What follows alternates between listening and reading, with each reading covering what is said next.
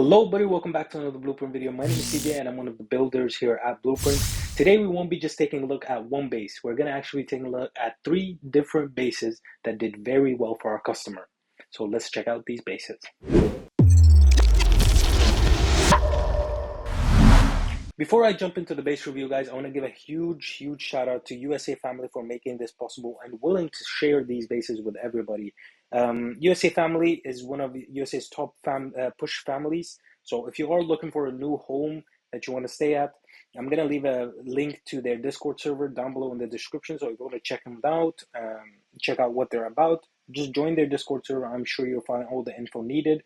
And guys, remember, we're giving away 2 $50 gift cards every single month.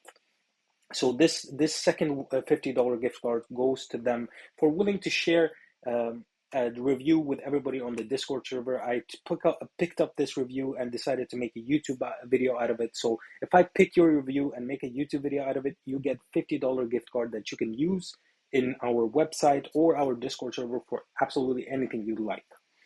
So let's jump into this base review. This base right here is built by Dima.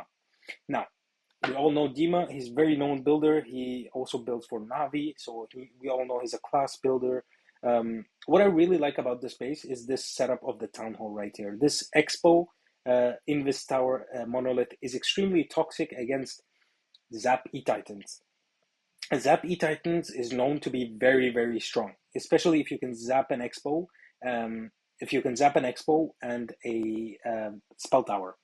In this scenario, you can zap these two right here. It's pretty easy to zap, but getting the monolith is possible, but it's very difficult. The zaps is not easy at all.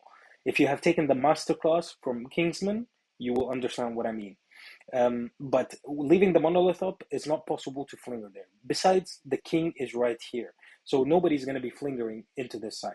When it comes to the bottom side, you aren't able to get the Invis Tower with the Expo. You can only zap the Invis Tower with the monolith. So that leaves a very awkward pathing for the flinger and for the warden walk, because this Expo is extremely deep, and trying to warden walk that with a warden in front is just a recipe for disaster. So this base, all in all, looks very nice. I really like this Rage Tower as well, covering 3 Inferno Towers, 3 multi-Inferno Towers, so this is extremely toxic against Lalo, covering 2 Expos, Eagle, and 3 Builder Huts. So very nice Rage Tower placement right there without also giving too much that value. And I also really like this NATO. This NATO stopping these blimps from this side right here, from this cannon, all the way to the Town Hall, because if you landed on the Eagle and clone over the wall, you can get pretty nice value. But this right here stops that blimp in its track, and it stops it and lands it over here. They might be able to get some value, yes, but they won't get the Town Hall, and that is the most important one, because if you invest all the spells, you don't really have spells for the back end. Good luck getting through an Invis Tower, Town Hall, and Monolith, and King and Warden on the back end of this attack. So yeah, in general, I really like this base. We're going to check out the replay on this base before diving into the second base review for this video. Let's jump into the replay. So let's dive into this replay from Bring, from Vencire Naturales. He's attacking with Queen Charge Lalo, actually one of the strongest attacks in the game. Queen Charge Lalo has always been a very strong if done correctly. So let's check out how he approaches this base right here. He decides to flinger from 6 o'clock as he's charging his queen into the scattershot. He wants to charge this channel right here. He waits for the flinger to create some pathing, as you can see, and he's drop seeing his healers and charging the bottom right here. As you can see, that RC just pulls the queen a little bit to the right, so she ends up walking to the right, but he readjusts by putting his king down. I don't think he needed to drop the king there, but better safe than sorry. He decides to go deep wall break towards that town hall. He's luring the CC. He's trying to lure the CC with a Hog Rider, but he got the lure anyway. And right there, the Expo and the Warden ended up actually forcing the Queen ability.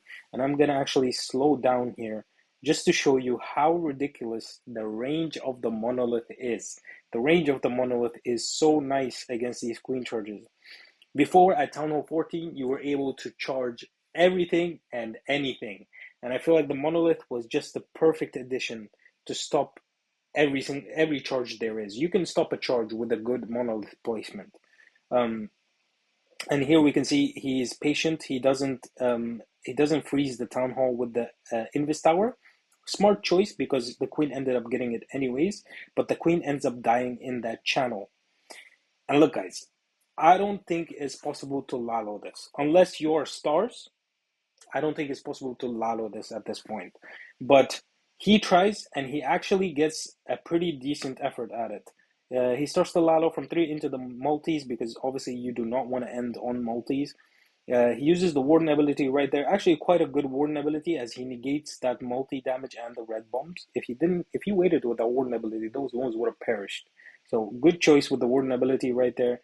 But we're gonna find some beautifully placed red bombs right there, and the scatter shot actually ends up taking most part of his Loons down. The Warden ends up getting the scatter shot, but that's all she wrote. A very, very good effort, to be honest. Got quite far after the queen dying, but the base held, and that's all that matters, with 81% defense. Solid defense for an ESL base. Let's check out the second base. So for this second base, this actually is a base built by myself. I actually built this base for USA Family, and it's done well for them. We have a replay against Total Access, actually, a well-known clan. I'm pretty sure you guys know about them. This base, I decided to go for a Rage Tower in front of a Town Hall. The Rage Tower in front of the Town Hall is just extremely toxic against Lalo in general, or any Suis that happen towards this Town Hall. I expected there to be charges on this Town Hall, as there's nothing specific that can stop a charge into the Town Hall. So I made it just annoying pathing for a charge into a Town Hall. At the same time, I have a Poison Tower. We don't see that often recently, but I still do think the Poison Tower is a good spell tower if used correctly. The monolith right here is very nicely placed, in my opinion. It is not reachable from any of these squares right here, from the multis or from the scatter shots or even from the town hall. It's just a very centralized and very annoying monolith to deal with. And at the same time, these compartments, scatter compartments, is annoying for a Sui funnel, especially with these Teslas right here. It's just annoying to funnel against. So yeah, this base I built it myself, so I'm not gonna be sitting here and saying critiquing myself too much, because I critique myself pretty hard when I build. So yeah, I really like this base, and I'm glad it defended for them. We're going to check out a replay right now. It was actually a Skelly Donut Hogs, which is actually a lot more common than people think. So all in all, I really like this base. Really like the flinger negation that there is. There's not a lot of flinger value all around, so I really like it. So let's just jump into the replay and see how the base did in action. So guys, let's jump into this second replay of today that we have on this base right here. Today we have a hit from Total Access against this base, and it's a Skelly Donut Hogs, as I mentioned before. Actually, Skelly Donut Hogs is becoming a lot more popular because of Sinte, and Hogs in general is quite good at the moment, especially against those Rage Towers. But he decided to come in against the base I built today here, even though I have a Poison Tower, which I do not recommend using Hogs when there is a Poison Tower, by the way. And he invests both his heroes and the wall wrecker towards the town hall to try to get there. And if you notice, the Rage Tower that I have set up right there covers the Warden, 2 Exposed Town Hall, and the Inferno. So this Rage Tower is extremely, extremely toxic. So let's take a look here at how the heroes dive and try to get the value. He ends up investing his own CC, and that is very important. If he had CC with himself right here, he might have gotten the hit through, but he ended up needing to invest that CC for that town hall, and this attack will simply not go through, especially with that poison hitting the Hogs and negating their speed. And the RC ended up splitting from the big pack, and she ended up going into the Queen's path, and she picks her off very, very easy. And the Bomb Tower Scattershot combo at the end right there just absolutely demolishes the Hog Riders. So once again, a beautiful defense, and probably by the time this video is out, CWL is probably up and going. So make sure you get this base and start running it yourself to get your clan those defenses. So guys, let's dive into the final base review here today.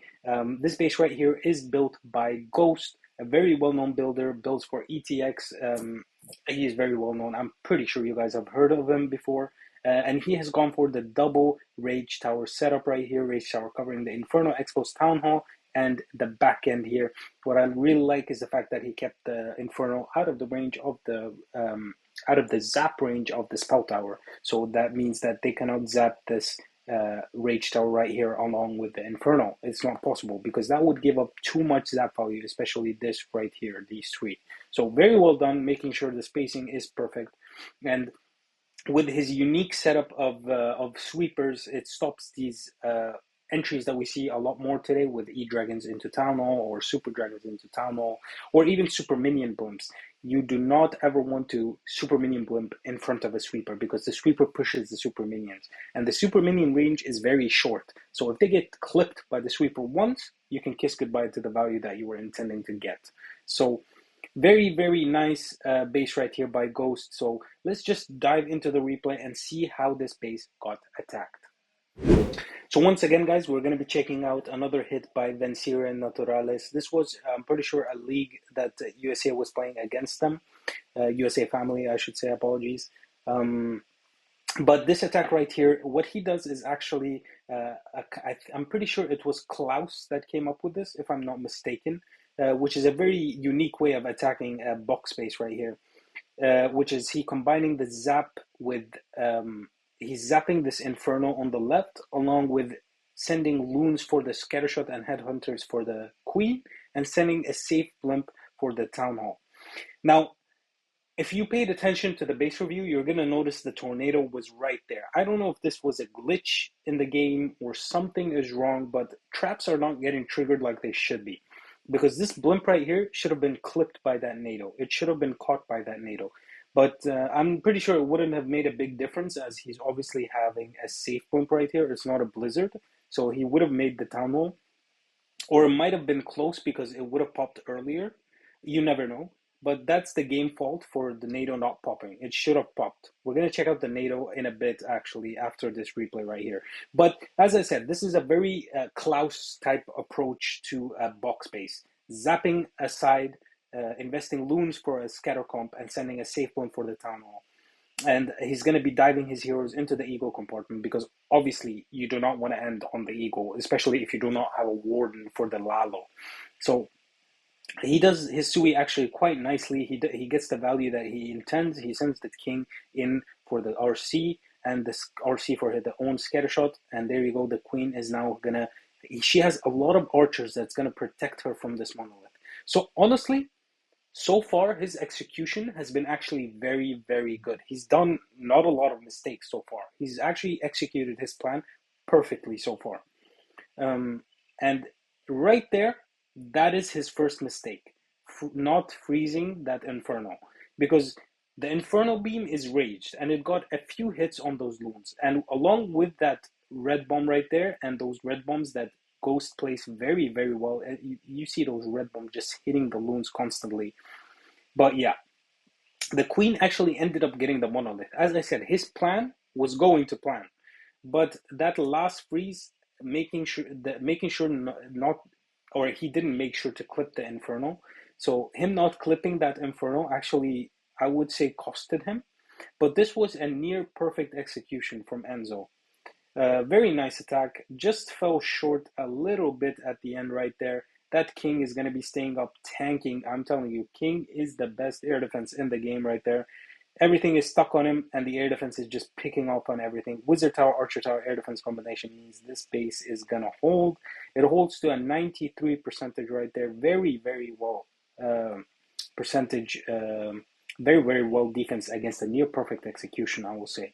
So let's just quickly check out the tornado right there. The tornado, it should have clipped it when the blimp was right here by this bomb. It should have clipped it because if you see that circle range, it covers this bomb and this bomb. So it should have clipped it, but it didn't. Nonetheless, very nice base by Ghost. Very good defense for USA family. So let's jump into the final comments on these bases. I really hope you guys enjoyed the replays that we had for you today. I decided to go for one replay of each base because I do not want to make this video super long. So if you do want these bases for yourself, it's going to be down below in the description. I'm going to be marking base 1 with the base link and the CC that we recommend, and base 2 with the base link, and so on. So if you do want the bases, it's down below in the description. Make sure you read it properly. And if you guys have any comments to us, if you want us to do anything specific that you want to see, just leave them down below in the comments, guys. We go through our comments. And I hope you guys enjoyed this video. And if you did, please try to smash that like button. We're trying to get to 500 likes every time on these videos that I make. So make sure you smash that like button. We're trying to aim for that 500 mark. I know we can do it. But I hope you all have a lovely day. I'll catch you in the next one. Goodbye.